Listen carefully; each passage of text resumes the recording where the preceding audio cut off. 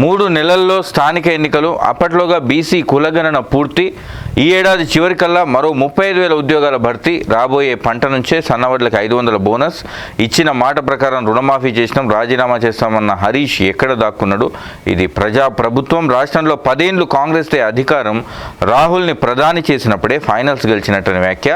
PCC చీఫ్గా బాధ్యతలు చేపట్టిన మహేష్ కుమార్ గౌడ్. సో ఇక పిసిసి చీఫ్గా మహేష్ కుమార్ బాధ్యతలు చేపట్టిన సందర్భంలో ముఖ్యమంత్రి రేవంత్ రెడ్డి ఒక కీలకమైనటువంటి ప్రకటన చేసిండు. మరొక 3 నెలల్లో రాష్ట్రంలో స్థానిక సంస్థల ఎన్నికలు జరగబోతున్నట్టుగా ఆయన ప్రకటించిండు. సో చాలా రోజులుగా ఇక ఈ స్థానిక సంస్థల ఎన్నికలకు అట్లాగే బీసీ కులగణనకు మధ్యలో కొంచెం చిన్న చిక్కు ఉంది. అందుకనే ఇంతకాలం ఇది పెండింగ్లో పడుతుంది.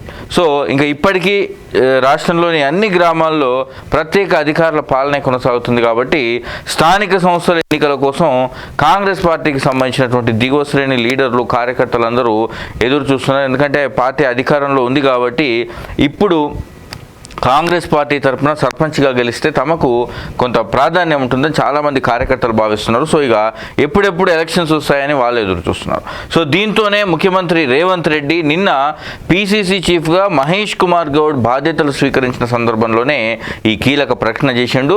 బీసీ కులగణన చేపడతాం, దాంతోపాటుగానే స్థానిక సంస్థల ఎన్నికలకు కూడా వెళ్ళబోతున్నామని చెప్తున్నాడు. సో ఇప్పుడు కాంగ్రెస్ పార్టీ స్థానిక సంస్థల ఎన్నికలను ఎట్లా ఎదుర్కోబోతుంది అనేటటువంటి అంశం ఒకటి ప్రధానంగా తెర మీదకి వస్తుంది. ఎందుకంటే ఇప్పుడు రాష్ట్రంలో రైతు రుణమాఫీ ఒకటి కంప్లీట్ చేసినామని గవర్నమెంట్ చెప్తుంది. 17,000 కోట్ల రూపాయలు మేము ఇచ్చినాం, అందరికీ రుణమాఫీ చేసినామని చెప్తుంది. సరే, దాంట్లో కొన్ని సమస్యలు ఉన్నాయి, ఇంకా కొంతమందికి రుణమాఫీ జరగలేదని చెప్తున్నారు. సో వాళ్ళని కూడా మళ్ళీ మీరు వ్యవసాయ అధికారులను సంప్రదించండి, ఎందుకు రుణమాఫీ కాలేదని అడగండి, దాని మీద ఒక ప్రక్రియ స్టార్ట్ చేస్తాం, అవసరమైతే కొన్ని నిధులు మళ్ళీ రిలీజ్ చేస్తాం, అందరికీ రుణమాఫీ చేస్తామని చెప్పింది.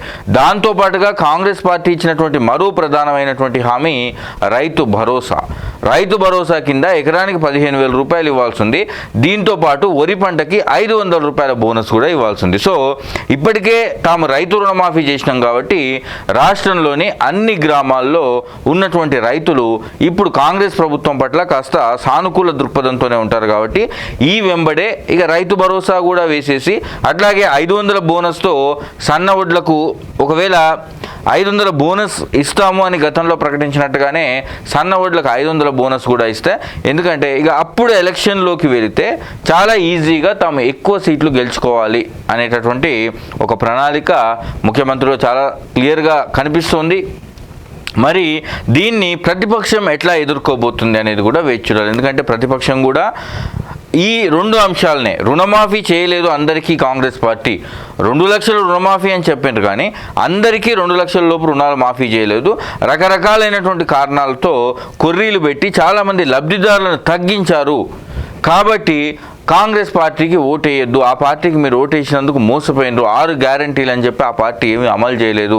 దాంతోపాటుగా ఎకరాకు 15,000 రూపాయలు ఇస్తామని చెప్పి కాంగ్రెస్ పార్టీ రైతు భరోసా కింద ఇస్తాం. గతంలో రైతు బంధు కింద ఎకరాకు 10,000 రూపాయలు బీఆర్ఎస్ ప్రభుత్వం ఇచ్చేది. మేం కానీ పవర్లోకి వస్తే ఎకరాకు 10,000 కాదు 15,000 రూపాయలు ఇస్తామని కాంగ్రెస్ పార్టీ హామీ ఇచ్చింది. ఆ హామీ కూడా నెరవేర్చలేదు. సో అట్లాగే వరికి బోనస్ 500 రూపాయలు ఇస్తాము అని చెప్పి ఎలక్షన్ ముందు హామీ ఇచ్చింది. కానీ అధికారంలోకి వచ్చిన తర్వాత దాన్ని కేవలం సన్న ఓట్లకు మాత్రమే పరిమితం చేసి 500 బోనస్ని కూడా కుదించే ఒక ప్రయత్నం చేస్తుందని ఇటు విపక్షం అటాక్ చేయడానికి రెడీగా ఉంది. మరి ఈ పరిస్థితుల్లో మరి కాంగ్రెస్ పార్టీ రైతు రుణమాఫీ కూడా చేసింది కాబట్టి సన్న ఓట్లకు 500 బోనస్ ఇచ్చి 15,000 రూపాయలు రైతుల అకౌంట్లో జమ చేసి ఆ తర్వాత ఎలక్షన్లోకి వస్తే ఆ పార్టీ గెలిచే అవకాశం కూడా చాలా క్లియర్గా అర్థమవుతుంది. ఎందుకంటే అధికారంలో ఉన్న పార్టీ కాబట్టి కాంగ్రెస్ పార్టీకే కాస్త ఎడ్జ్ ఎక్కువగా ఉంటుంది.